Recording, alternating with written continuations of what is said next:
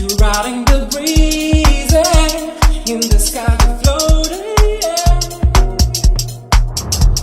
I'm riding my soul, and I'm so free. I'm not letting go, forever holding. I'm riding my soul. I'm riding my soul. I'm free.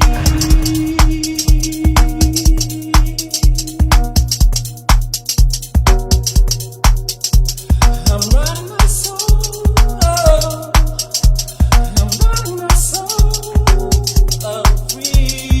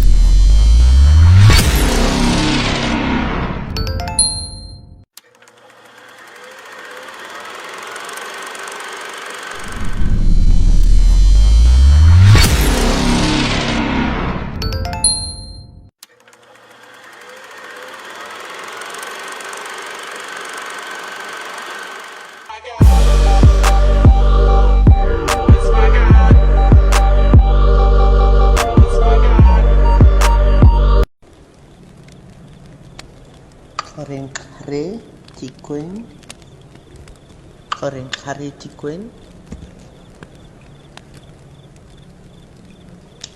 Ui kurigu karu hase kaip kuknga Urigu gera chapise kavetsi kamcha arasa ai Kwenge ngorasa itavage agaroba ge ai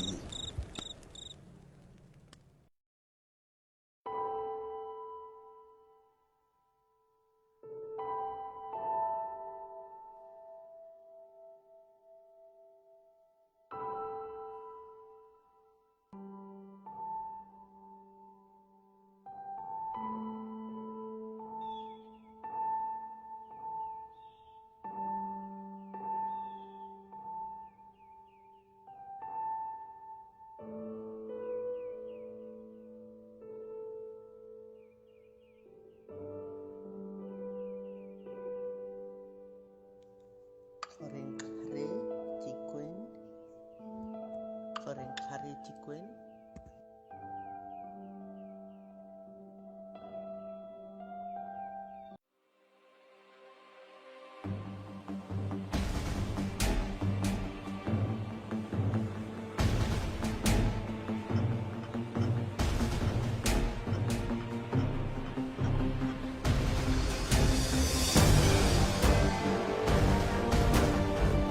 Have you seen imagine how nice this place is. Yeah, this place is Nice places, nice celebrations. Look at the view, Dwana. The view. What? Cover the breeze. Yes. Cover the breeze.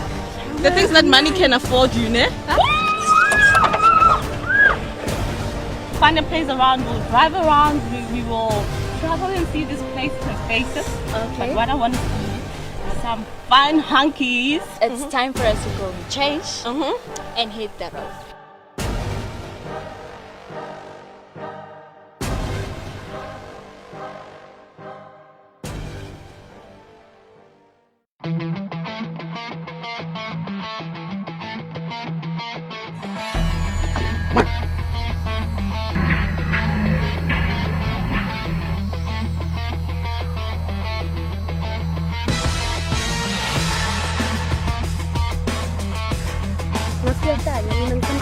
Hayi mina uyangithutha lo muntu ohlala yenza kanje overtime makuhleli nabantu.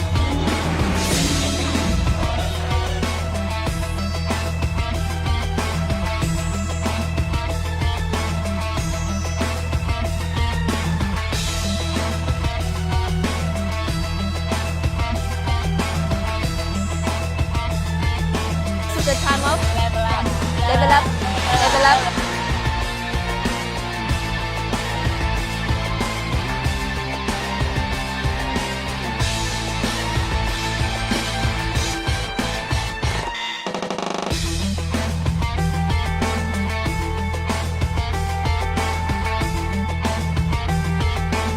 Coco.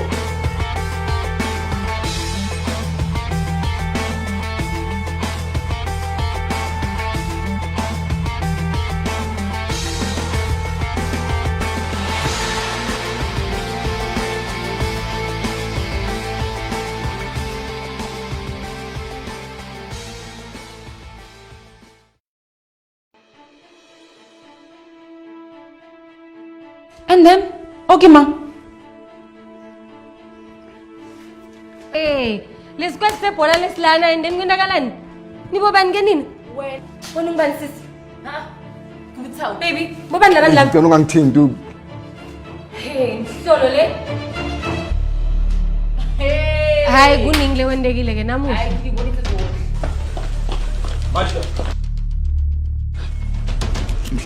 You know what? I can explain. I trusted you. I'm an ex-wife. My ex I fought Temba. And then when I won, Umukulelo. Masha nyathanda.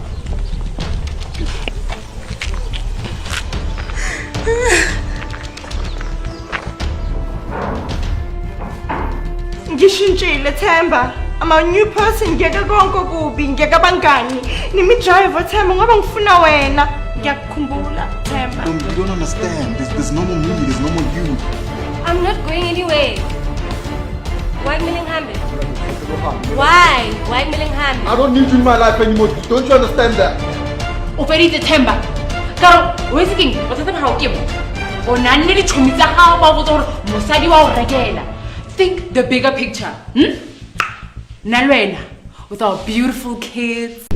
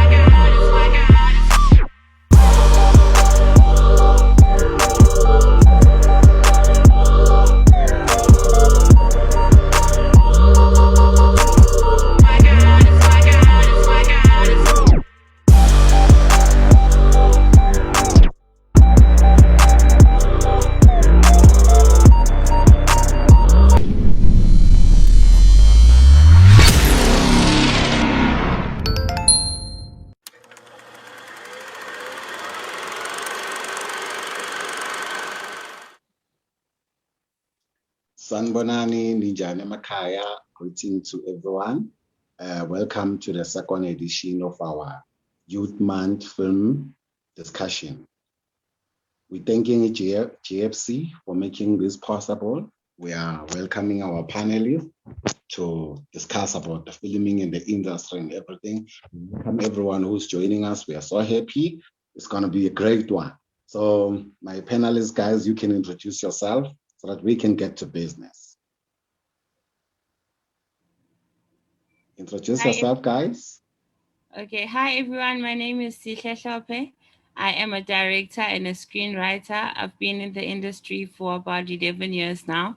I've written for a lot of popular TV shows like Scandal, Lockdown, Isipo, Mutual Friends, Broken Vows, and so forth. But I've also directed a number of short films. Currently, just finished a Showmax original, directing for that, and currently working on a feature-length documentary called Lobola Bride's True Price. And also I run a social enterprise called Passion Seed Communications, which is a film-driven social enterprise where we create social impact films. Oh, thank you. Thank you. That's great. That's great. My brother, you can introduce yourself as well. Hi, my name is Zigan Dlovu. I'm a filmmaker from Mpumalanga. Came to Joburg, of course, to pursue filmmaking. I've got two personal shows that I've developed on my own capacity with my team at Otree Studios, and one is called Black Twitter, and the other one is called Love. Love is available on Afroland TV as well as YouTube. And yeah, just to summarize everything, pretty much I think that'll be the simplest way to just put it for you guys. I'm a filmmaker and I make movies and series. Okay, thank you. My sister there. Hi, my name is Lola Akins. I am a 2D animator and visual development artist. And now I'm a first-time director and I'm directing my first short film called Naledi. Okay, nice. Okay, as you know, with discussing film and all that, storytelling is amazing thing. You know, we take what is in our mind, we put it in the paper. From the paper, we tell the story to the people. And without us filmmakers, the world will be so boring because we bring entertainment and all that. So we are playing a very big role in this world. You know? So now, my brother, I will start with you. What are you currently working on right now? Right now, working on a show called Love. We recently got funding from the NFVF to produce a new season. Like as I said in the beginning, there's a show we shot it as a pilot season 1, which is pretty much a passion project that we're doing back in the day. And now that we got funding, we're trying to, of course, reach to the stars and get it onto the right platform. But currently, as it stands, that's what I'm working on. And corporate videos, which I'm not going to really touch on because it's mainly about film and television. But yeah, that's what I'm working on currently. Okay, that's great. That's great. My sister Sihle, what are you currently working on? Currently, I just wrapped directing a 13-part documentary series, which is for SABC One. So I'm literally just gathering strength after that. Quite intensive production process and going into post-production for that. And also in post-production for the feature-length documentary called Lobola Bride's True Price, and in development for an Afrofuturism film. Yeah. Okay. My sister. Okay, so right now I'm working on my first short film called Naledi. I just finished pre-production and now I'm going to be going into production to create a trailer, which is being funded by the national, by the NFVF, and the Hidden Hand Studios in Johannesburg will be producing it with me. So yeah, I'm super excited about that to come out in the next few months. Okay. Another question that I would like to ask about, as we're talking about our productions of what we do and what we have. Where can we find it? Is the project, some of your projects accessible, and where can we be able to access those type of projects that you have already produced? I will start with you, my sister Sihle. Okay, so you can find my short films on kwelitv.co.za. You can also find them on telcom1.com. You can find the most recent TV film I did on Showmax called Pearls of Wisdom. And Lobola, you will see on one of our national broadcasters, one of those channels, which is a public channel. So we'll announce that soon, but you can get details about that on our page, which is called Lobola Bright Price Documentary on Instagram and Facebook. Okay, that's great. That's great. That's great. And Ngiyathemba ukuthi people are hearing and they will be able to check your stuff as well. My sister, Lola. So in the past 2 years, I directed 2 short films of a group called Fire Tellers. Every year we make a short film. So those are online on YouTube. Okay, we can hear you properly, I think. Hello? Can you hear me? Is it better? Hello. Yeah. Hi. You can hear me? Yes. Yeah, we can hear cool. you. Yes. Okay, so yeah, the past 2 years, for the past 2 years, I've directed 2 short films of a group called Fire Tellers. Well, we directed it together. One being Legacy and the other being Red Light, Green Light. They're both 2D animated short films. And you can find them on YouTube, and you can also find it on Instagram, on my Instagram page, which is my name, Lola_Akins. Yeah. So that's where my work is currently at. Brother? You can find 9 of the episodes of Love on YouTube, and the 10th one, it's on a private website called lovethewebseries.co.za, where the audience will have to pay $40 to watch the episodes, or alternatively, they could go check it out on Afroland TV. It's an American streaming service. Yeah, those are the only 2 platforms you can find it in. Okay. No, thank you so much. Okay. Oh, there's another one. No, I'm just saying I'm going to be deleting the 9 episodes on YouTube soon. So whoever's watching this now, it would be better to watch it now, because in a couple of you, it won't be there anymore. Okay. No, thank you so much, guys. Okay, now I want us to take this discussion further. I want us to talk films. So when I'm saying to you, let's talk about films. As we are young filmmakers, we have our bad experience, our good experience, and all that before I can go to festivals and everything start with the production. I want us to talk about how hard is it, like putting a film together is not an easy thing, you see? Like I want us to talk about that. Let's have a discussion about that. Like from creating your content from scratch, maybe sometimes you get a budget, sometimes you don't have a budget, because not everyone is lucky to get funding. You see, some they apply, they get funding, some they don't get funding. And it's very difficult as a young filmmaker trying to break out into this big industry with mafias and giants and all that. So I want us to talk about our experience. How tough is it for a young filmmaker to break into the industry? Okay, so can we have a discussion? This one is open for all of us. Let's just talk about that, because I believe it's something that is too close to my heart. And I believe good to most of us filmmakers, we go through that, where you struggle to do a film, you even struggle to put it out there. So let's talk about the struggle before putting it out there. What are the challenges that as young filmmakers we come across? Okay, well, yeah, this one is open for all. Okay, cool. I can speak from an animation point. Like animation, it's a really young industry in South Africa, and animation is not easy to produce, and it's really hard to get your project off the ground. Like my short film, like I wrote it 2 years ago, and only now I got funding, and I was lucky actually, like to get funding like after 2 years of just trying. I think I was lucky in that regard, because some people, they will apply for years for funding and they won't get any at all. And just making a short film, making animation in general, particularly 2D animation, it's really difficult.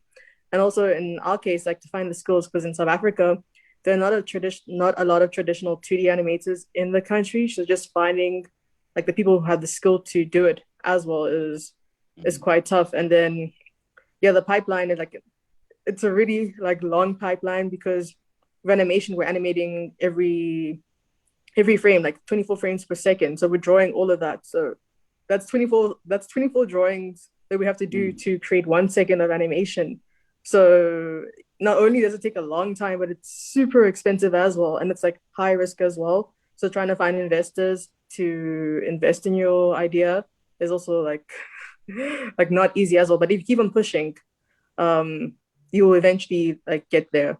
And yeah, that's what I managed to do. Like I got some of my friends, they helped me like create some character designs when there was no money as well. Like whilst I was writing the story, they were helping me, and then we used that art to help get funding as well. So it's to just keep on pushing and loving your project without money as well that will help you get the project off the ground. But it is quite difficult, especially if you're trying to do 2D animation in South Africa. So yeah. Yeah, Nam. Yeah, that's true. That's true. That's true. So in your thinking as you are doing animation, and when you're talking about animation, you're talking about less content in this country. In our country, when you count like animation, you can able to count 1, 2, 3, 4, 5. See? Because there are not a lot of animation filmmakers out there. Not because they are not there. It's just because of the opportunities for that platform. You see.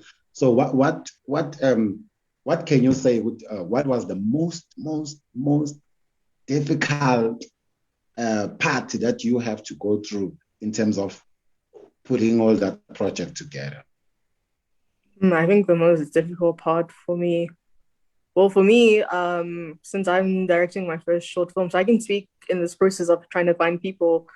It's to find people that have the skill to make the film, like especially animators, because like there's a lot of visual development artists. Also, there's not a lot of specialists as well. But to find women, like for me, like it's been a challenge to find women to work on my own film, and I'm a woman, and yeah, and I'm just trying to find the manpower to work on the film because yeah, it's not easy. Like there's talent out there, but there's not enough of it because our industry is so young. I think that's the challenge, and also like as well, like a lot of animation that comes out from South Africa, usually the studios in the country, they get service work. So they're not actually producing their own work. They're making work for people from other countries as well. So again, having the opportunity to create your own work is really difficult in South Africa. And I think that is a funding initiative or trying to find the finances because like I said, animation is not cheap to produce as well. Like it'll be more expensive in live actually, no matter what case. If you're creating a short film, a feature film, animation will be way more expensive because of the fact that you're drawing everything or creating everything from scratch if you're using 3D models. So I think for us in our industry in South Africa, it's really like getting opportunity to create our own work, our own content, create our own African animation and not just keep on doing service work for other countries. Because yeah, like there's only one studio that's like released animated films, like feature films in the last 10 years, just one. And we're trying to break that. So I think that's our most difficult problem is that finding the opportunity to be able to create our own content.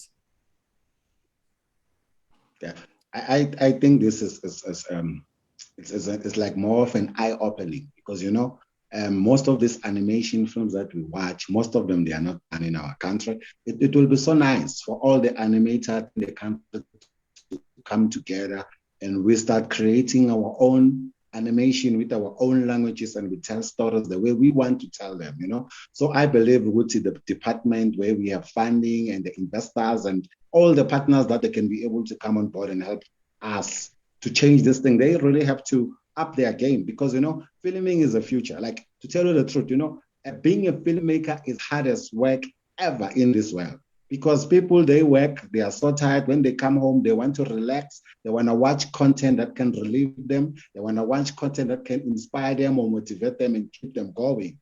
And as filmmakers, that's where we come in. You'll find that if we start filming as a young age as we are, we can do greater things. We just need a little bit of support.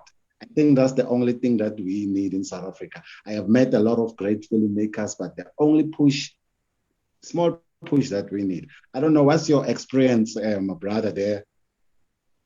What's your experience and what do you think about it? For me personally, I think it's more of the business etiquette for me. I think when we're not educated enough or the industry doesn't enforce the business side of it that much to a certain degree where, when when you are trying to build something, it doesn't feel like it's a business investment. It just feels like money being put out, and the return on investment isn't so strong. So getting the right people to work with you, um, getting the from okay, I'm gonna take it from the beginning. So you have your script, and then you shoot it, and then you have it ready.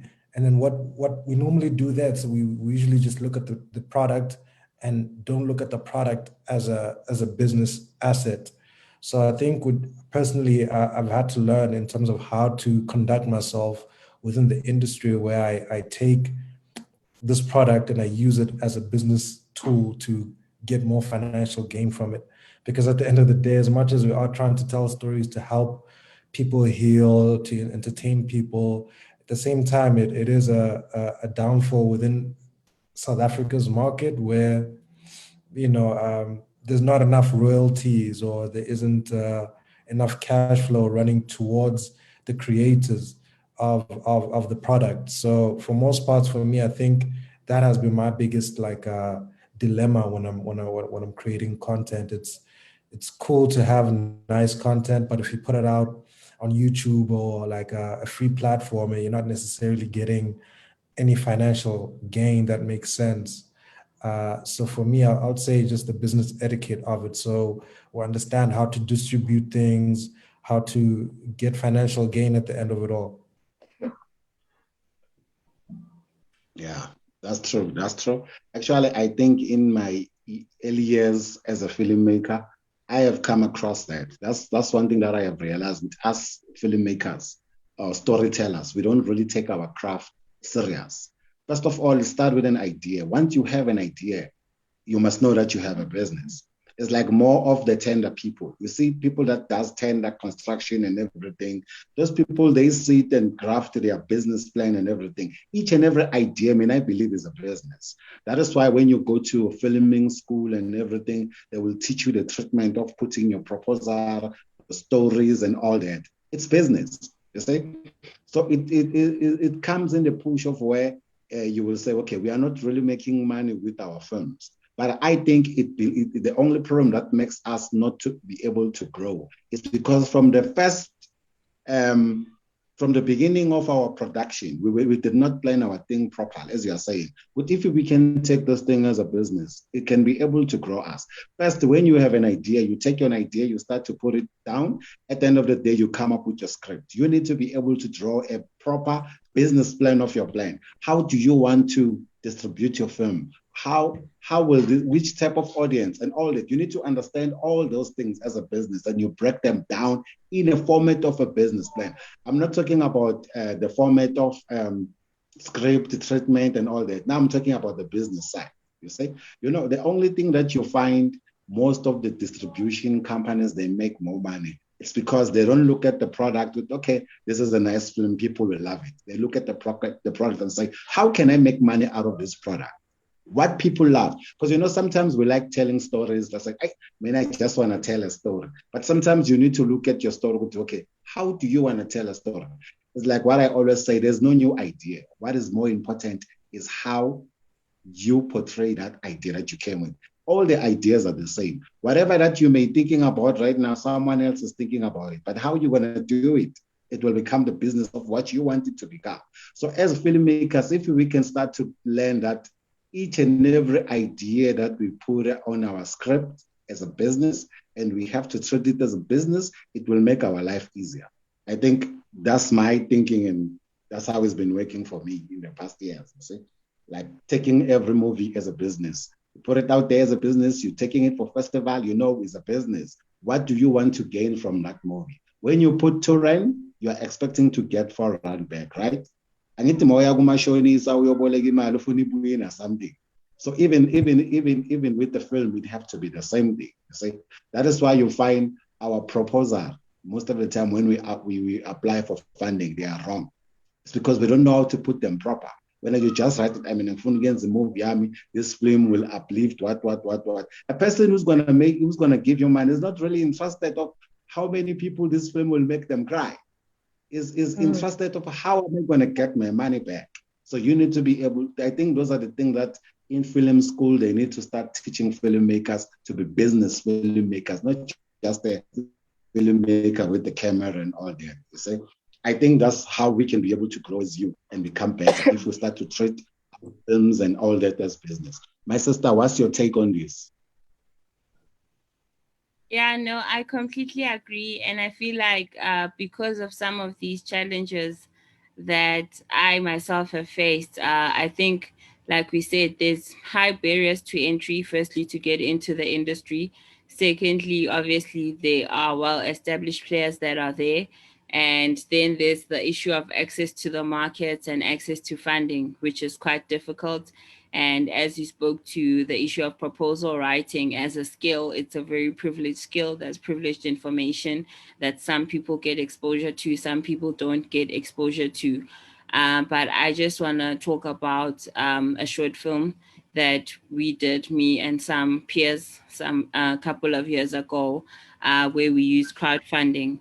The film was called Nomfundo, and we used Thunder Fund to raise money to make that film, but also use the same crowdfunding video to get equipment from a gear house. And that film went on to over 40 film festivals.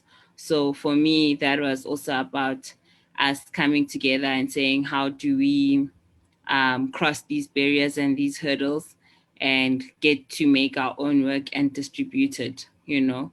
And then NFEF came on board for post-production, but we had already filmed. So for me, it's always that question of, okay, what are the challenges and then what are possible solutions? But obviously now we're in a pandemic as well. So that has also affected our industry in its own unique way. So even the challenges you were speaking about before, now, you know, it's almost heightened because of this pandemic as well. Yeah, that's true, my sister. And to add on top of that as well, one thing that I have realized as well, you see, there's a four of us here. We are all filmmakers. You may find that I have 3 cameras or I have a computer which we can edit. Maybe my brother there is a good script writer. You can direct properly. You know, I think at the same time we lack unity. We are so greedy. That's one thing that I have realized that is killing our industry. People, when they do production, they always think about how much they will make in the production. It is a problem. You see, there's no way you can grow. I believe that we all have to take baby steps for us to be able to be where we want to be. If we can learn to be a unity, you get a person who can do sound, the cameraman and all that, and then we come together, we can produce a beautiful story. You say, one thing that I have, like, let me make an example. The richest man in the world right now from Amazon, he owns only 25%, right? That is the richest man in the world. So the smaller piece that you can get, it can be able to take you to the next level. If as youth, we can learn to work as a team, do a core partnership in production and all that, I believe that can also help us to be where we want to be. For example, I can have a good story, but I cannot write a proper proposal. But if I'm partnering with someone who can put a proper proposal, it can give us a winning. We can be able to win funding and we get funding and we do our film proper. The problem is that if, for example, they say GFC is open for funding, you look at, okay, how much? 100,000. You start planning. You're thinking of how much you're going to spend that 100,000 is a problem, you see. But if you can think with how many people I can empower from that 100,000 for us to make a great film, that's how it starts, you see. A small, like, for example, if you look at the music, it only takes one hit for a person to blow up, right? Even in filming, it can still be possible as that. If we can be able to work as a team, I can have my company, your company. If you look at like Hollywood films, you find that there's like more than 10 companies in one production. Why can't we do the same in South Africa? Because that's the only way we can grow our industry. That's the only way we can grow as youth in the filmmaking, you see? But I'm thinking we have a problem as well. We have to fix that problem. Like, for example, as I said before, we all apply for funding, but not all of us can be able to get the funding. So if we are not able to get the funding, that means we must sit at home and do nothing. No. But if I'm not able to get funding, I can see who I can partner with, who have 1, 2, 3, 1, 2, 3. You know what I believe, ne? For example, if you see people making production, you find that they are big trucks and everything. Those things, they look scary, right? And you are thinking, yo, if I have to make a movie, I need to get those big trucks and what. Let me tell you something. Only what it takes to make a movie. First, you have to have a good idea. Once you have an idea, you turn it into a good script. Secondly, you have to have a proper location. You see, guys, locations, they are very important. If you're watching movies, you find that the colors and everything in the movie, they make it to become even more nicer. So when you have your proper location, from there, what you need, you have your good script, you have your location, you need camera, sound, and light, isn't it? It's not those three things that you need to make a movie. So why do you want to stress about the rest of the things that you don't have? You start small, you grow. Once you have your proper sound, you have your proper lighting, you have your proper camera, you can be able to do anything you want to achieve. I mean, I have seen a lot of great filmmakers winning awards where they shot the movie with one camera. They just took good angles and all that. So I believe that we need to start to come together and work as a team. I don't know what you think. What do you think, guys? If we can do it as a team, don't you think we can win?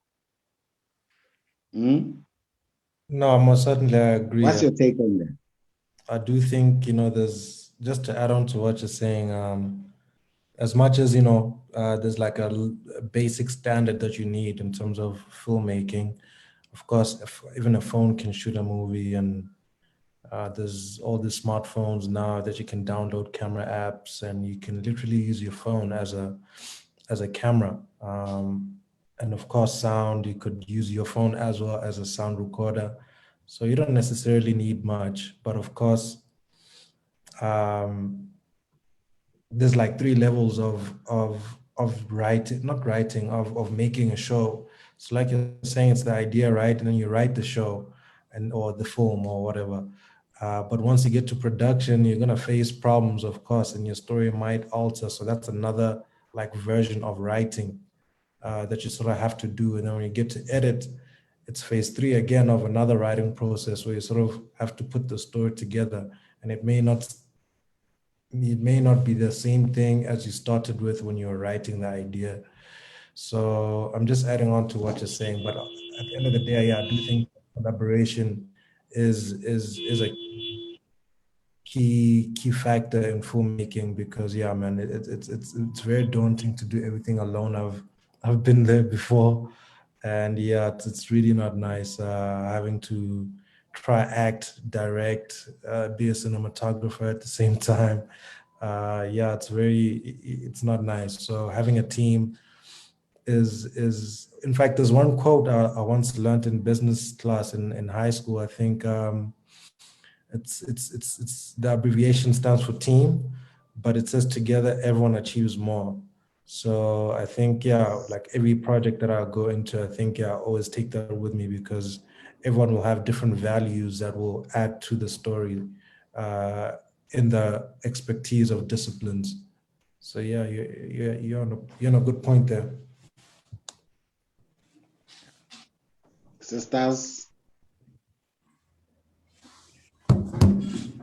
Yeah, no, 100% agreed. I mean, that's what film making is about. It's about teamwork, it's about collaboration, but of course, strategic collaborations. And I think those collaborations can go beyond, principal photography as well. They can go to platforms and distribution, because once again, if you make a film in South Africa, there's only a limited number of distribution companies that you can take it to. But if you're talking about making films using your phone, for example, or using platforms like YouTube and social media, then we can hop onto each other's platforms and share audiences, and also just think beyond in that way as well, or support people who have, pop-up cinemas or venues where they can screen. It's the whole ecosystem, And again, like I said, strategic collaborations, because it's all very well to collaborate, but you have to find that match, that's a good match. And I guess that's where a lot of people also struggle. Like, where do I start if I'm looking for those collaborators? Yeah, that's true. My sister, what's your take, Yeah. Wena? Yeah, I totally agree that you need to collaborate with people, like collaborate with people that know more than you and know something that you don't know as well. Like, sure, as a director or animator, you can draw, but then you need someone to produce the film, someone that can get your film out there into festivals, find the money for that. Yeah, like you might not know how to do that, but someone else will. So try find people that you can work with and who know more than you and will help you get to where you want to be as well. And like in animation, collaboration is especially important because like you can't do it alone. Like you cannot like you will need someone to help you in pre-production, like someone to design the worlds, like characters, environments, then the animators, then like post-production. It's something that you can't do alone. So yeah, we definitely need to help each other in our industry more. Yeah, that's true. So, I mean, what I will say to the filmmakers out there is that, guys, let's think out of the box. Because right now, I feel like we are stuck inside the box. It's about time we start to come out of the box and we think wild, we think crazy, we become more creative and all that. Sometimes we all want to make money, but only one project that can take us to the next level to be able to make more money that we want. If now we can start collaborating as filmmakers and stop this greediness, as now, man, go to learn one and all that. There's this thing that I always come through when you say you're sending your films or these broadcasters. We're going to talk about them now, or SABC, Multi-Choice, and ETV, and all that. You see, you find that they will say we are open for submission, and you submit your script and whatever. At the end of the day, you find that only few, that lucky ones, they get approved and they produce their stories and all that. And we find that we see same companies every year. It's a problem. It's a big question. Yeah. When you are sitting like you're watching a TV, you open SABC, you see one company, you start asking yourself what's happening. The question, are those people better than me? Or are they better than other companies out there? How are they doing their thing? How are they able to get their product there? Sometimes I felt like as filmmakers, I think we like judging too much. That's the problem. When we see someone having a lot of production on TV, we start questioning it, right? Maybe they may have I'm a deal with whoever they have with, but for me, I think that thing, it doesn't really matter. If they are saying maybe when you are not good enough, that's when the contribution, the partnership comes from. If now they say, okay, you can do 1, 2, 3, I think it's about time as filmmakers we start to stand up and start to rise up and we fight for what is right for ours. You see, for example, I have seen a lot of filmmakers making a lot of big money on the internet without selling any stuff on TV. They start small and they grow and they become better. There are a lot of platforms that we need to start to look at them. You see, because mind you, if we are sitting 1 million of us, we want to be on Mzansi Magic, we want to be on SABC, the whole of 1 million of us. Do you think it's possible? Are we all going to be there? You find that we have great stories, but we are not able to be there. So now I want to talk about platforms. Which are the platforms that will help us as filmmakers to grow? Or which platform have you guys explored and you saw, okay, you know what, this platform can be able to grow me to the next level? Can we talk about that? Because this thing of stereotype lessons now, all of us, once we start writing a movie, we are thinking of Mzansi Magic. It needs to stop. Because you find there are groups and groups of hundreds and hundreds of filmmakers. They want one thing, and not all of them, they are able to get there. So which are the platforms that we can start putting ourselves to, or which platforms that we can create ourselves? And we have a note, you know what, this is the home for filmmakers. Whatever that you produce, you are guaranteed it have a home. Can we talk about that? And we have ideas on that. Okay. I'll start with you, my sister. Okay, so from my point of view, I think one platform that will help, well, for me as an animator, is using Instagram, like social media, using Instagram. Because sure, I'll post my work, and also I'll be working on my project, and then like we get told to post, like to love our project without money. So you're working on the character designs, you're working on the environment, and post that on the internet. Then you gain an audience for that. Slowly but surely, you gain an audience. People will be like, oh no, I want to see more of this, and keep on posting and posting.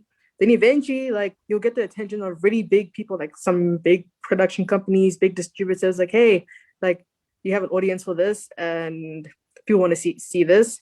And let's help you make your product. Like, let's help you make your film. And then all of a sudden, in a couple of months, or in most cases years, now you have your idea out in the world with a TV show or film series, or film. So yeah, for me, for my personal point of view as an animator, like using Instagram helps a lot. But I don't know about others, what they have to say about that. Yeah, you have a point with the your audience. With the show Love, what we have managed to do in the past like 3-4 years is of course grow an audience, and we've reached over a million views on one of our episodes on YouTube. But beyond that, I started to realize that the curation of funds from YouTube are not gonna cut it. So I think there's other platforms that are there. I think Showmax is one of them. Showmax is actually quite open to content. Afroland TV, it's an American streaming service as well. It's strictly focused on Black content, because they feel like platforms like Netflix, only the most dominant leads on their platforms are white. So they're trying to push the Black narrative forward by having a platform that has Black people. So that's what Afroland is. And then there are other platforms, like, of course, creating your own website. That's what we've done, where people can pay online to watch our show. So those are the three financial gain platforms that we've sort of identified that work for us. But of course, there's plenty more if you know you're well established and have access to distribution. Netflix is there, Hulu's there, Prime TV. There's too many options, if you ask me, beyond looking at Mzansi Magic. Not to throw shade at Mzansi Magic at all, but they there. But there's plenty other streaming services and many options that would be willing to take content off your hands. I think Usihle had mentioned that there's Telkom One. That's also another one where they're willing to buy content off of people. And I think more of those, as we develop as a country, are going to continue to grow. So the opportunities are endless. I think that's true. That's true. Yeah, I think I'll jump in more on the how as well, right? So I think for a lot of young people right now, people are sitting at home and there are a lot of virtual events taking place. For example, the Durban Film Mart, right? So there are organizations and industry bodies that I've seen offering passes for people to attend that virtual event. And when you attend an event like that, you get a catalog which is full of buyers, people who want content, whether it's a subscription, video on demand platform, or an airline, or an educational institution, or a traditional television broadcaster. I think people also need to look across the board. And touching on the issue of platforms like Afroland and Kweli TV, that to me speaks to the diaspora, that there are other Black people living in the Americas, in Europe, and so forth, that in Australia and in other parts of Africa that are also hungry for content, and then how do we get it to them on these SVOD platforms as well? So I'd say look for these buyers markets look where you can get a list of which platforms are available and who's looking for content just beyond the borders of South Africa.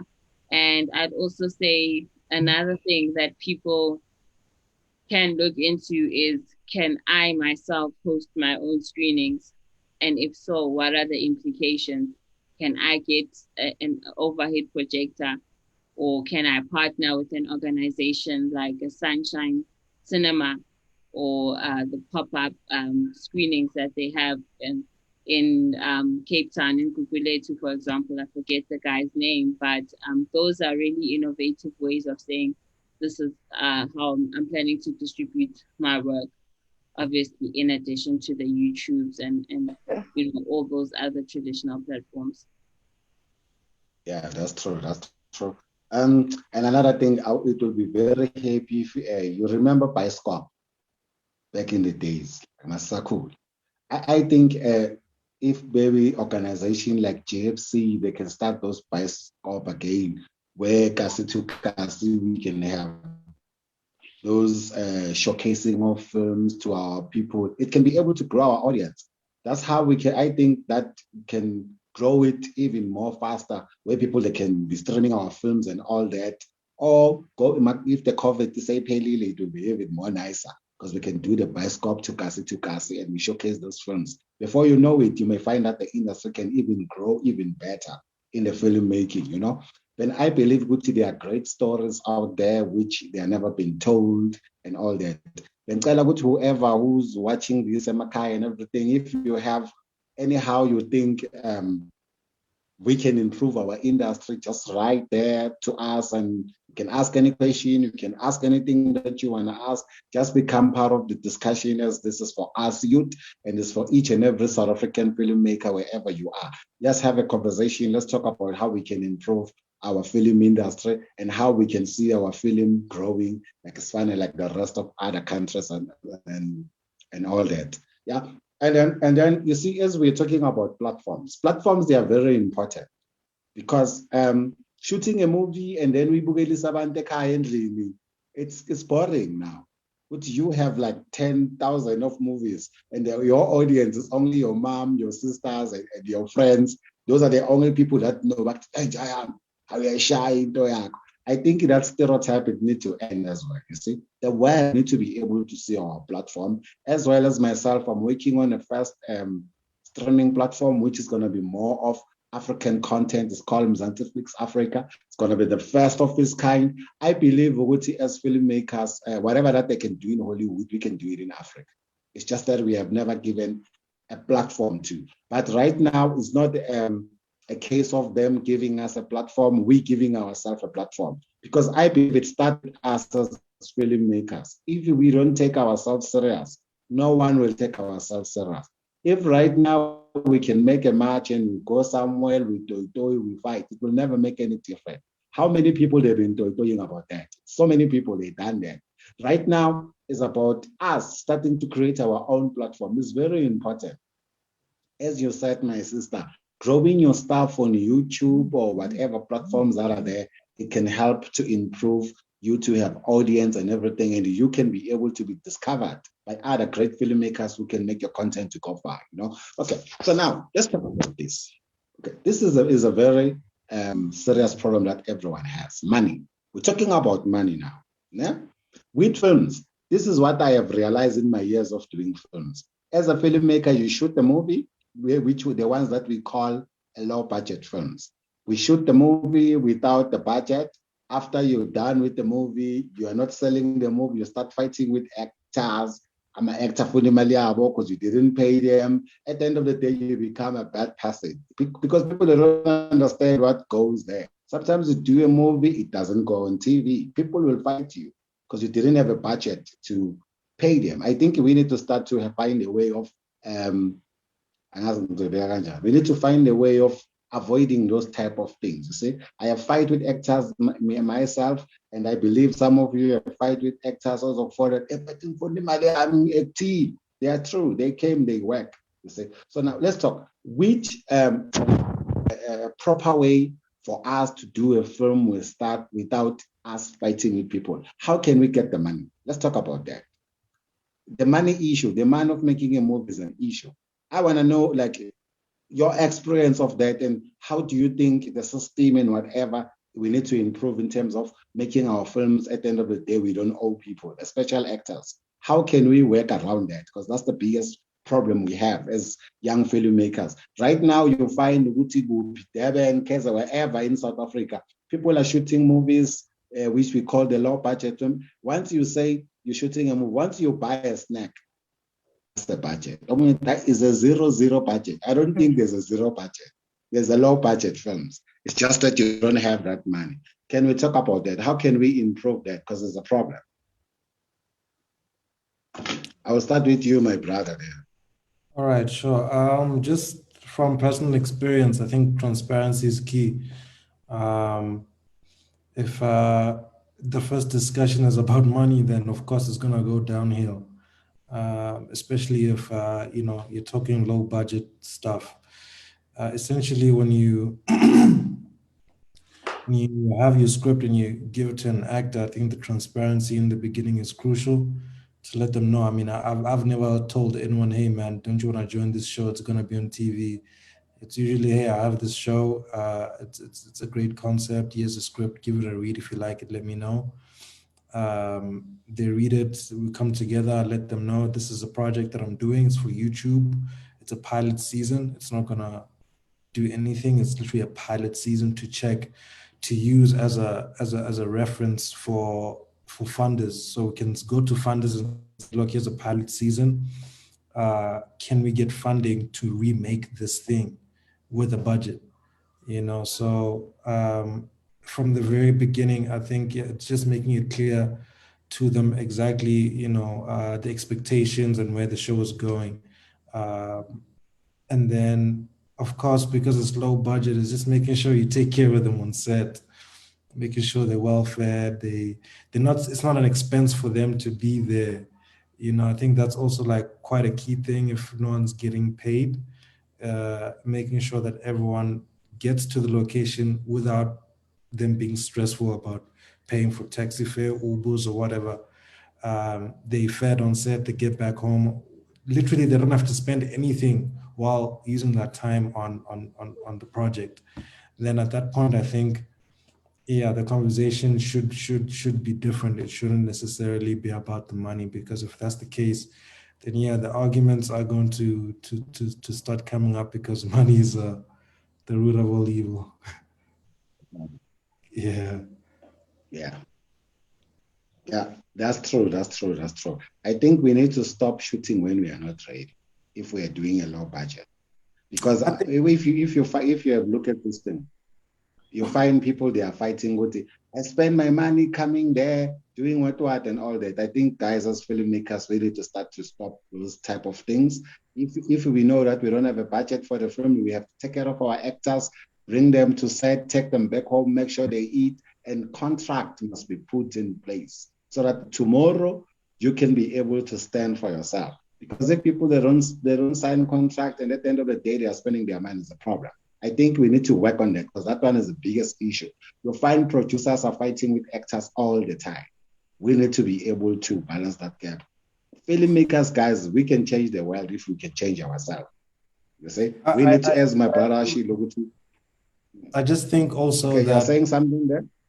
Yeah, I agree with you with your sentiment, but at the same time, I wouldn't say filmmakers shouldn't make the films if they don't have the money. I think there's a certain experience or like a learning that goes with doing those things, and I think it's like a muscle. The more you do it, the better you get at it, and the more you understand the mediums a lot more. So yeah, sure, go out there, learn, flop, keep doing mistakes and learning from them. But overall, of course, everyone has their own journey. So do go out there, make your film with your friends or actors who can't act, or like friends who can't act, and just shoot whatever you can to learn. I think that's one thing that I have learned in my years. When I started, it was literally just me and my friend just making things from what we had. and those experiences really, every film set I've been on, I always leave learning something, even till this day, you know. So I think, yeah, even if you don't have the budget, it's wise to flex the muscle as much as you can. Yeah. Yeah, I think I agree with you correctly. You are right there. The only thing that I was talking about in terms of bringing a lot of actors at the end of the day was a problem. That one is a problem.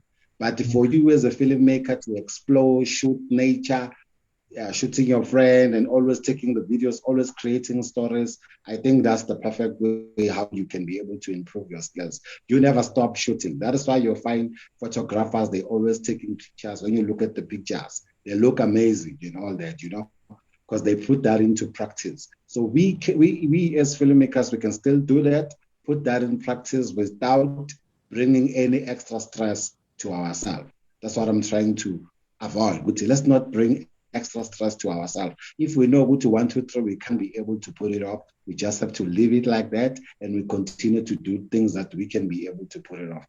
I don't know. What's your take, your sisters, on that, so that we can move? Well, it's complicated, you know, because with production conditions, you can't foresee everything, you know, and we're in a recession right now. We're in a pandemic, and we're in a third world country. So you could be in Kenya or Nigeria or Cameroon or South Africa or wherever making a film. You'll be faced with similar production constraints. So we're moving into a time where we're starting to shoot an episode a day, where we're doing that in 3 days, you know, and it's not something where we can say, yeah, we're not going to shoot at all, because we are creating employment opportunities at the same time, and we do want to tell our stories.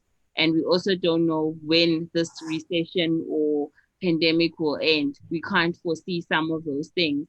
So it's difficult to say to people, don't tell their stories at all, because even having that, closing that financing gap for your first film, especially as a young Black person, it's going to be very difficult, because it's hard to get that buy-in from the investors and the established players, right?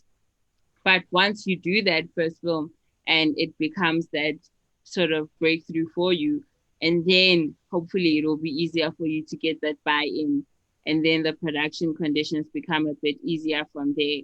So that's why I speak about things like crowdfunding, like charging for screenings. I'm never, like, as an African filmmaker, I'll never be in a position to say to people, don't make a film now until you have enough money, because I don't know if that will always be the case. I think as Africans, we're all about innovation and fragility, and that's what makes us creative, is when we're faced with constraints, and then we're like, I can tackle this like this and like that, you know. But I think it's just a matter of going into the production as prepared as possible, you know, where you're like, okay, we might face issues with COVID, or we might face issues with actors or whatever, that you can try and forecast. But other things, they're just beyond your control, and that's part of this game. Proper. That's true, 100% true. I agree with you 100%. My sister, it's like you are ready to explode there. No, I think I agree with Z. Like a lot of what he said resonated, because yeah, it's about using the resources that you have, because finding the finance, it's not easy. And if you have like a phone, or as an animator, like if you just have like a basic software to animate and just keep on creating and creating and creating and putting that out there, eventually, like again, going back to growing your audience, people will eventually resonate with your work, and your audience will grow, and then eventually someone else will come on and like put money in your project, or they'll come like, hey, I have this idea, this project, why don't you come and direct this project for me? So it's because, yeah, like for us, the money is not there. It's very hard to find it. So it's, again, creating opportunities for yourself, and don't be limited by the fact if there is money or not money. Just do the best with what you have, the resources that you have, and then eventually, like, you will get there, and the money will come eventually. It's just to keep on producing and working and love your project without money. Because if you don't love your project without money, then when there is money, like, other people won't love your project. So yeah, that's my take. Just to touch on the money factor again, I think what's also this business thing is a big chat for me. I think because as an economy of South Africa, we see what filmmakers, but do we have businesses registered? Do you have a tax number? Do you have is your business even registered? So I think that's something at its core that needs to be sort of fixed, so to say. People, for looking at I know this is GFC, but looking at the amount of people who applied for the NVF fund and how many people actually received the fund, it's actually sad because it just shows the lack of competence within the business aspect of it. It's the requirements aren't so dense, it's literally basic business etiquettes, like having your business registered, tax number, tax clearance, like those are like basic business things. We should all have that as a business entity. So at the core of it all, I think for me it's really that the understanding of the business.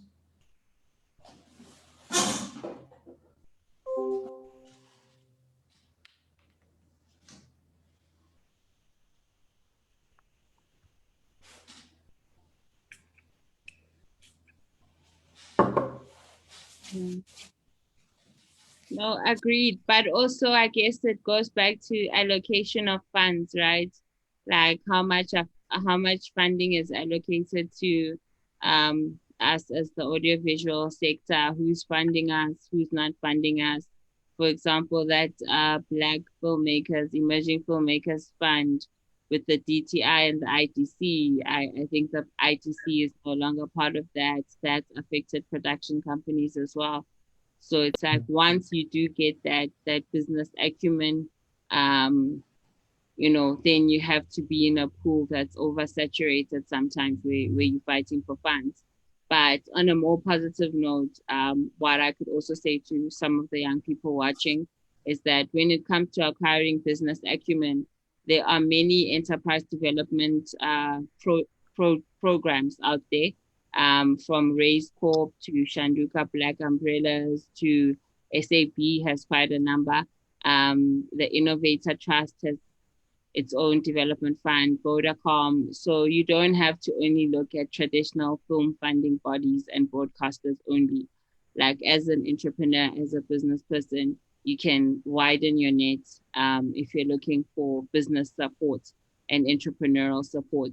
Lots of foundations and organizations have a wing of the corporate social investment that helps businesses, regardless of which sector they come from. So that's also something that I would look into while I'm waiting or, developing my skills so I can get that funding from the NFVF so that at least my house is in order from a business point of view. Yeah, that's true. That's true. I think I agree with the both of you. Look at non-traditional ways of funding. Like if you're making a show or TV series about, let's say, a drink like Coke, for example, really basic, then maybe like Coca-Cola or some soft drink company, look at them to help fund your film or TV series.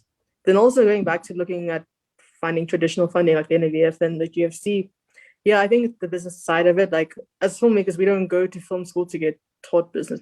We go to film school to get taught how to make films. And when I started working, that's something that really took me by surprise. I didn't know what to do when it came to finding funds to make my own film. And also it's a thing about you can do your own research as well. I think applying for traditional funding, as much as the pool is saturated, the things that they ask for are not really big things, not really super complicated things. Like they ask you about your target audience. Research, what is that? I didn't even know what that was. Like, what is your target audience? And you must research that and then find out what you need to put in that document. going to SARS and sitting at SARS for 4 hours to get your tax certificate. That's something that is simple to do. Like just go there and sit at SARS. And yeah, it's just I think doing your research would really help you. Like if you do, like for me, like I do my homework, so I think that has helped me.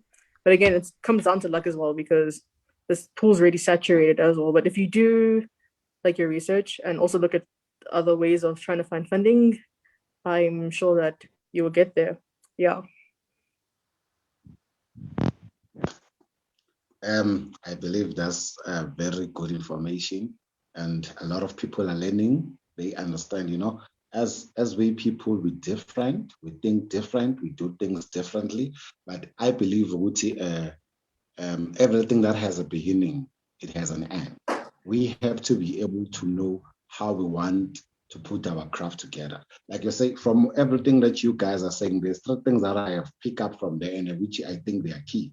One, these days we are living in the digital world where information and everything is out there. You see, where you can, if maybe you want to understand how to do your film properly, how to do your lighting and how to do your things, you go on YouTube, you can find thousands of videos. How to draft your proposal as a business person, you can find it on YouTube. Like the internet is just is more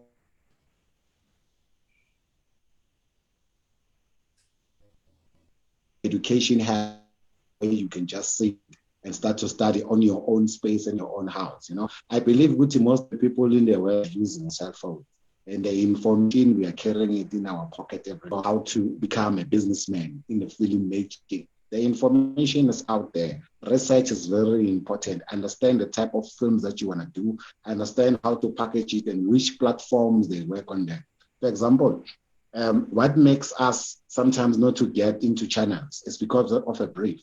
If, for example, you get a brief, in a brief, they say they're looking for a story, Sasemakaya, blah, blah, blah, and then you bring a story, Sasekas. One way or another, you're not going to get in, you see? So information is very important. We need to understand the genre of a film that we want to do and where we are taking the film to. So those are the things that are important. And another thing that I have learned from our conversation here is that making movies, it's something that you can do. It's either you have money, you don't have money, you can still practice and do your stories and tell your stories the way you want to tell your stories. So it's very amazing. Never stop telling your story wherever you are. Keep on telling your stories. One day you may get your break. And then the third one that I have picked up as well, instead of me struggling alone and doing films and all that, I think it can be great if I can start looking at and say, in fact, what do? You find with some they do graphics, some they do editing, and some they do sound and all that. We start to collaborate. Collaboration, it will make our life even more easier than you find in a film where I have to spend 50K, for example. You find that I'm going to end up spending zero. Because now all the people that I need, I have them. And at the end of the day, we come up with a good production. So Buffet, let's stop this thing of want to do me. Me, things doesn't work. We need to work as a team as well. That's something that I have picked up from here. And it's something that I think it can grow us as young filmmakers. That let's work together. Let's help each other. I have seen a lot of groups, so I'm Facebook. People, they only post what suit them. But if now we can start to post, guys, I want to do a film, who is willing to partner with me? I think that's the agenda that we need to start to push out there.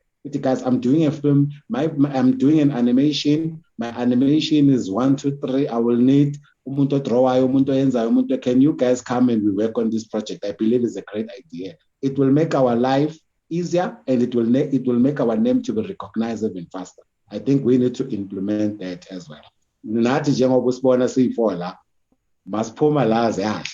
working on a project, isn't it, guys?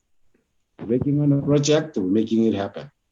So now, this is another thing that I want us to talk about. Let's talk about the platforms, like platforms that you guys have tested and you find those platforms, they are working. because there are people who are sitting with content right now. They're selling the content, they don't know what to do with the content, they don't know where to distribute it. Maybe they have tried, they have failed, maybe the quality is not that good, maybe the sound and all that, but they can still put their content somewhere for people to view it, criticize it, because I believe with critics, you can be able to grow. You say, when a person criticizes you, I believe which you need to learn to take what is good only. What doesn't work for you, you leave it. Take just what will grow you and make you a better person. So, guys, which platforms have you explored and you find which of those platforms they can work? And what can you advise people they can do, like filmmakers? I approve in terms of their filming. I'll start with you, Zitla. I think we did speak to that question before about different platforms. Yeah. I know. I'm saying like I was talking about more of the platforms that you have explored and you have seen that this platform can work. I want us to get deep into that. We were talking about platform, about YouTube, about what. I'm talking about the one that when you prefer and you think it works properly for you. Okay, cool. And why? For me, I mean, there's different benefits attached to different platforms, right? So if I'm just looking from a perspective of I want to make back the money that I made, then the platforms like your Query TVs and your Telkom ones, your Short TV, there's shortstv.com as well that I've worked with in the past. So you find Gravitas Ventures as well. It's an American one. And funny enough, with Gravitas Ventures, we got that licensing deal by showing our film at the Black Star Film Festival. So when you show your film there and when your film gets selected, it automatically comes with the possibility of a licensing agreement. So it's also worth it to look into film festivals, to look into, is this just a film festival to showcase the film, or does the relationship go beyond that, and do they try and secure licensing, so that would be the first thing I'm looking at in terms of platforms, right? And I know that although we won't make all the money back that we put into the film, it's a good way of making money back. And some is once off licensing agreements, and others you get the money per view or per year, or so they structured differently based on also if you took exclusive deal or non-exclusive, because obviously if it's non-exclusive, then you can show the product on more platforms or on different platforms at the same time, right? So that's what I found works for me. And like I said, how I get into contact with such is by going to buyers markets, So I've been to the Durban Film Market, I've been to Sunny Side of the Docks in France, I've been to NAPTE in the US. So different buyers markets, just to see like what are they looking for and how can I provide that to them, So that's one, SVOD platforms. And now we're venturing into traditional broadcasting and working with a public broadcaster, which again is a pre-licensing deal. And that will enable us to conclude our post-production process. So that's something that I find is working for us as a company because we've already shot. So we had a lot of creative freedom. So they're coming in at a point where we've already filmed and they just have input on a product that is mostly finished. So at least we've had our freedom in that regard. I'd say that social media, again, is as a platform is a good place to say, hey, please jump onto Kweli TV or jump onto Telkom One or whatever, so that those viewership numbers also go up, because some of the licensing deals are based on how many clicks, how many views, and so forth. So social media is a big part of that value chain, just to encourage people and remind them where to find that work. And then, like I spoke briefly about thunderfund.com. Actually, I've used it twice. So once we used it to raise money to make a film, and the second time we used it to raise money for a filmmaker to attend a film festival. So I think I've raised easily over 185,000 using crowdfunding, you know. So I'd encourage young people to try crowdfunding at least once. Try your friends and your family.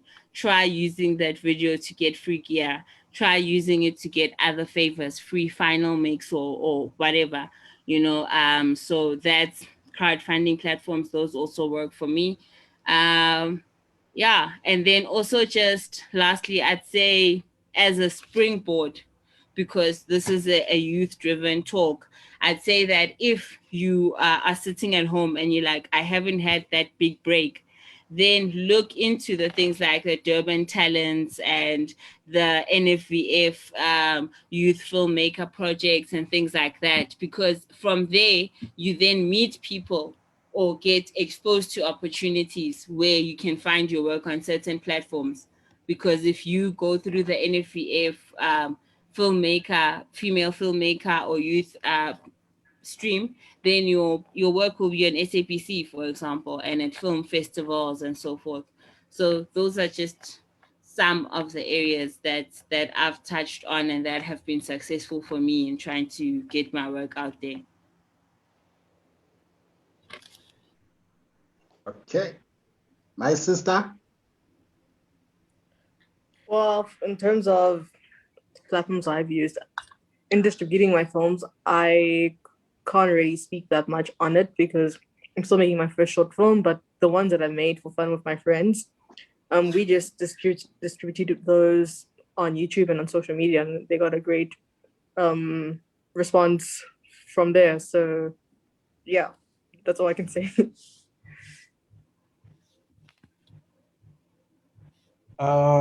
Well, from my side, what I can say is before COVID, I was because of the numbers that were growing on YouTube on our show, I figure I may as well translate those numbers to actual human capital. So what we started to do is had screenings where people would actually come in to watch the episodes before they released, like in a month in advance. So they would come into, we used to do them at JMB Hive, which is a business accelerator, but they closed down now. But yeah, that's what we used to do them. And that method for me worked out nicely because the audience was already well connected to the story. So every time a new episode would come, they would come through and give us feedback on what they think of the episodes. So it'll be very, it would be a very engaged environment where the audience gets to engage with the actual content of the people who made it, and we'll sort of sometimes discuss what they think is going to happen next. Because how we used to do it was quite unconventional, where we used to shoot one episode and release it, and then shoot another one and release it. We wouldn't shoot all of them at the same time, and neither do we write them all of them at the same time. We would write episode one, shoot it, release it, and then get people's opinions, and then would write episode two, and that would be the structure. So having people come within a space was very amazing, especially for the pockets as well, because people were willing to come through to even Maponeng Bioscope. That's where we started, and we packed it up like 3 times in our first viewing. So that, yeah, that was a great, like, a revenue stream that we used. Of course, COVID came through and it changed everything, and now we have the website now. Okay. Yeah, that's great, guys. Zunge and Sihle, you need to share your links to your videos. People want to watch your videos. They want to get to know you more. There are platforms like Amazon where you can upload your content and all that. There are a lot of platforms which, guys, you can upload. Sometimes some of them, they're not really that famous, but you can be able to make great revenues from them. Just take your phone or your computer and start to search for those type of platforms. There are so many of them where you can upload your content and everything, and distributions and distribute your content. And another thing that she said, festivals are so important. do your films, check there are thousands of festivals that are happening every year. Just check for festivals and upload your content out there. You will never know how it will go. You can become one of the great African filmmaker one day just with the festival. So we can shoot our short films and we put it out there. Okay, now, as we are about to get to the end of our discussion, so this is what I want us to do. Okay, how do we encourage our filmmakers out there to keep on doing what they love and never give up on filming and keep on pushing and all that? Because, you know, sometimes you find there are people who've been doing filming for 20 years like myself. God, right, Tina. Slow as kuska corner last, you know. How do you encourage a person to keep on pushing so that they don't give up on their dreams? They keep on pushing the talent until they get there. Because you find with a lot of filmmakers along the way, shooter, we don't get deals, we don't get that. And I think if we need to encourage our youth, you know, because we are the next generation. We have to take over. We have to tell our stories. You know, one thing that I will say, if you look back, you look at the filming back in the days and now, they are totally different. You see, us, we don't have fear. We tell stories the way we want to tell them, you know. And if we can have a lot of generation of people that tells what they think and how they think it, and they tell their stories, it will be amazing. So how do we encourage more youth about industry that want to tell stories, but they don't know how to start? And yeah, they don't know how to start. How can we encourage? Lola. I'm right now. Yes. Lola. Yeah. Right? Yeah. Okay. Well, for me, I'm quite new in the industry. I've only been in the industry for about 3 years. So for me, I can just say, like, as an animator, just keep on drawing, or telling, or if you're a writer, keep on writing. Just keep on creating, and don't keep it to yourself. Because I know we're all creatives and we're very precious with our work. Oh no, because if we put it out in the world, we're gonna hate it, and you're afraid to receive criticism or feedback from it. But honestly, it's to put it out and to keep on testing and growing and improving your skills as well, and find people that you can collaborate with as well. You know, like, you put out your work and then you find someone that might like your work, and then they be like, hey, I want to collaborate with you. And then before you know it, you might have something on your hands and it become really big. So yeah, but as an artist, as a visual artist, I would just say, especially if you love drawing, just keep on drawing and keep on creating and keep on writing if you're a writer. So yeah. Yeah, that's good. Keep on drawing, keep on writing, never give up. My brother, what do you have for us? Encourage someone out there. It's not for the faint-hearted, this thing, you know. And it takes a lot of dedication and a lot of not giving up. I've had plenty times to myself where I really wanted to give up and just do something corporate, you know. But yeah, when it comes from deep within, and you know the right thing to do.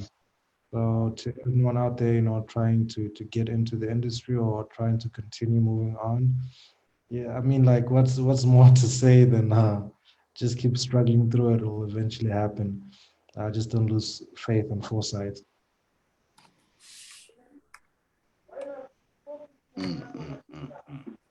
My sister, yeah, we are on you now.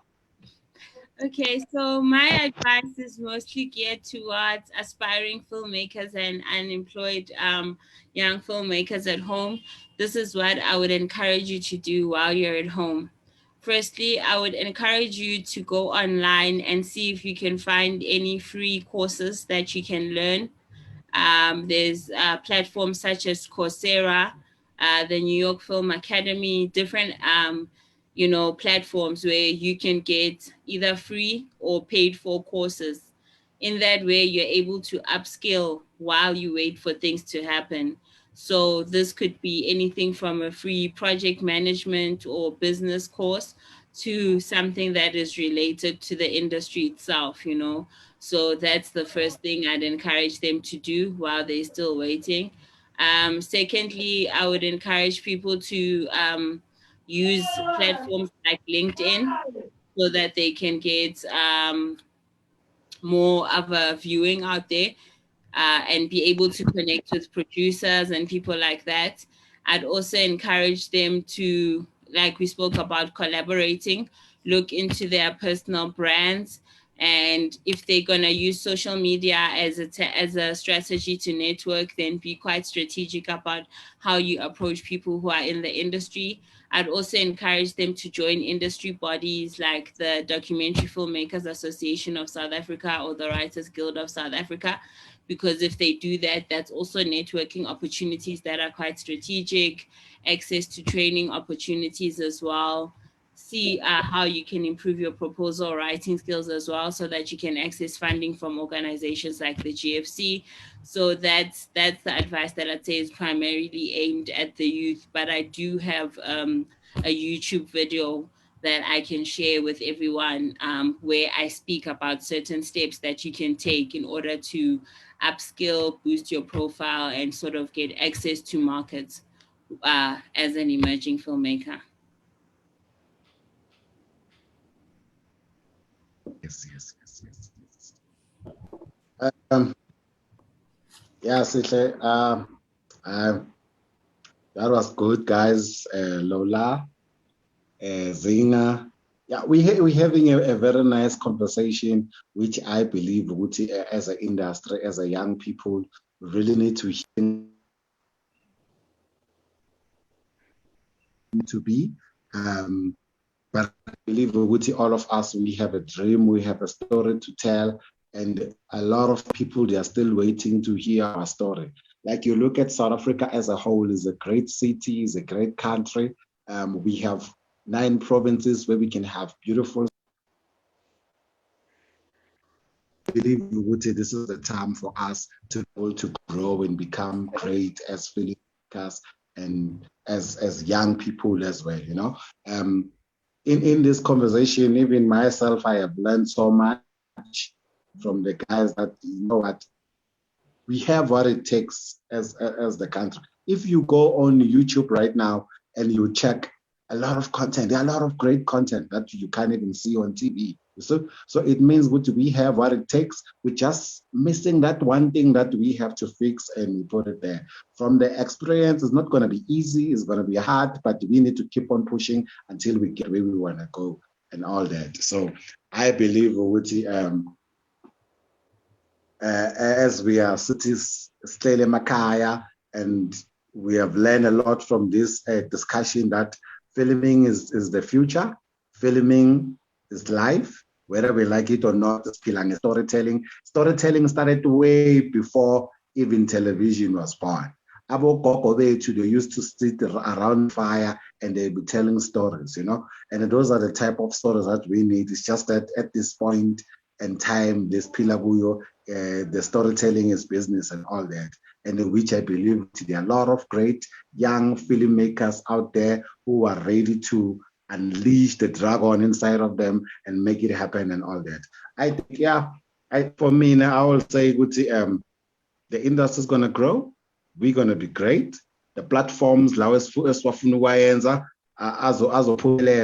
I believe with each and every one of us, we're going to be okay in the filmmaking. We say funding, as we said, get information, do research, research about your film, research where can you get funding. I'm a funding for government. There are a lot of government institute about funding. You can check which one that does funding for filming. We can do for AMA classes. They're like things like Sakai, they run filming classes about ADVF and all that. So there are a lot of places about GFC. There are a lot of places where you can go to ask for help to be able to get your film out there. I believe now we need to work as a team. We need to work as a unity, and we can achieve one thing that we want to achieve. And the last thing that I would like us to discuss before we can leave is that the experience. Can we talk about our experience, and then it's born our people for watching this amazing discussion of filming. My brother there, if a bit in the experience, what was your experience throughout your entire filming career, and then we move out. My experience. Yes. Well, like, what can you be more like specific as to like what do you mean by experience? Okay, there's this thing that calls you learn, you fall, you grow, you keep on pushing, right? So for you to be where you are right now, I may not say good already, maybe say we have already made it, but the experience of things that you have overcome for you to be able to understand a filming. Like right now, I'm talking in a point of view of someone who does it.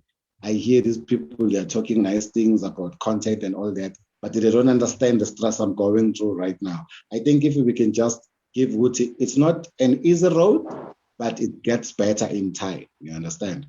That's the type of thing that I'm talking about. Like your experience in the whole industry as a young filmmaker. All right, sure.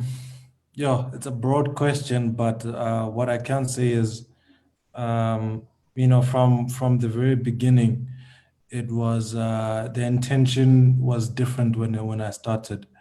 Like when I started, it was all about understanding the medium. So I was fortunate enough to have a camera, and a friend of mine had a computer that he used to edit on. Him and I came together and started a company together, and we started shooting like a whole lot of corporate videos. Just hang on for me for a second.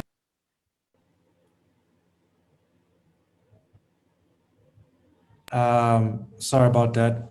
Yeah, so when coming up, it was literally all about learning and understanding what it means to be a filmmaker. So I used to take the camera as much as I didn't even study cinematography. I used to take a camera, go out there, shoot a monologue of myself and a friend of mine, and we'd shoot each other and would upload those online. And those weren't the greatest times of filmmaking, but it's strange because like looking back at it, people didn't care much about the cinematics, the sound quality. It was all about just the story, and it took me by surprise to find that people were resonating with the work so much so that we decided that we're going to continue doing the same a storyline, even though it was based off of a movie. We took the storyline and adapted it and made it our own. And through the second episode, third episode, it was very simpler times, I guess, so to say, because like the oblivion allowed us to come into the space and not be so technical and just do it for wanting to learn and explore the mediums. But over the episode 5 and 6, then it started to get very technical, where the storytelling started to change, and it started becoming very we started to become serious about it, so to say. And of course that came with a lot of weight, where we're spending more hours with some of the actors, and we don't have enough battery power for the cameras, and it starts getting messy when now you're in the middle of a take, your battery dies, now you have to wait for the camera to charge, and people are there sitting. It started getting a little messy, but overall, I think, like I said in the very beginning, it's the learning experience can't be taken away, because you learn so much, and you are able to acquire so much more information by just actually doing it yourself. You can go out there and learn and take it from a textbook or whatever, but the greatest experience of learning is by actually putting yourself in the situation and doing it, because there's no other way that you learn filmmaking. If you ask me, the textbooks won't help, the YouTubes may help, but you have to really do it yourself. So through learning of Okay, I actual think our time is short now. We are running out of time. If we can try to be as briefly as we can be. Our time is like almost over. All right. Let Yeah. me try So that. yeah. So just in a nutshell, yeah. There's a lot of downfalls that you go through as a filmmaker. You just have to really understand what you're trying to do, the overall picture at the end. So yeah, I don't know what else to say. This question is just a bit weird, but yeah. Okay. In my experience, I'd say firstly look after your mental health, right? Because your mental health affects your creativity. Don't burn out. Of course, working hard is important. Maintain good relationships with family, but also with the people you work with. Try not to burn bridges. But also you have to have firm boundaries in this industry because things can get fuzzy in terms of working hours, in terms of relationships and so forth. So stand in your truth, stand in your power, go for what's yours. Don't make assumptions about applications. Oh, the NFBF is like this. Oh, the GFC is like that. Just take a chance. Don't allow other people's traumas to shape your own experiences. Do it for yourself and see how it goes. Go to DSTV, go to whatever, and just try it for yourself and see how it goes. Own your own story. Those have been some of the things that I've learned. And try and get mentors. And having a mentor is a two-way stream. It's a two-way relationship. What do you bring to that relationship? You can't just say, you've been in the industry for long, so mentor me. What are you bringing to the table, and what are the results of that mentorship going to be? So that's a two-way stream as well. And always be a student, always. So no matter how many times I direct, I'll still watch YouTube videos. I'll still read articles and books and things like that just to sharpen the tools that I have in my toolbox. So the learning never stops, the reading never stops, the watching never stops. But just have fun, man, because life is short and this is actually a privilege and it's great fun to make up worlds and characters and things like that. So don't ever forget that. Have fun and be creative and look after yourself. Thank you. My sister there. Yeah, try to be so you try to be short as you can be. Okay, cool. Yeah, for me, I would say like my experience is just to keep on pushing, keep on trying, keep on learning as well. Like Sisha said, never stop learning. Do as much research as you can. As an artist, as an animator, like keep on drawing if you're into drawing and you want to tell your stories with drawing. Just keep on drawing, and eventually someone else will resonate with your work. And yeah, and also find a community, find people that who inspire you, who you can learn from and grow together with as well. So I think that's all I have to say. Yeah. Yeah. No, Ash, it's been a wonderful discussion with you guys. I appreciate everything that Sfundile we learned and we know, and it will make someone else out there to become a better filmmaker. And I thank you so much for joining me in this wonderful conversation. And I hope we're going to continue doing what we're good at as filmmakers. As myself, I have produced 165 movies without anyone funding them, and 11 TV series. You can go to my YouTube as well as Ghetto Wood Films. You can watch some of amazing trailers that I have out there of my series and movies and all that.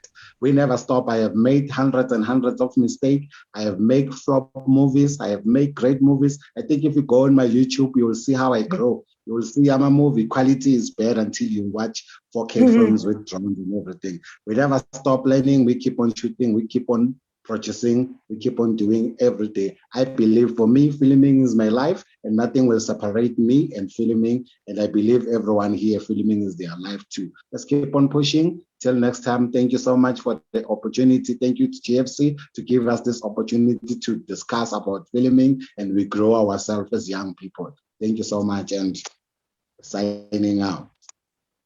Okay.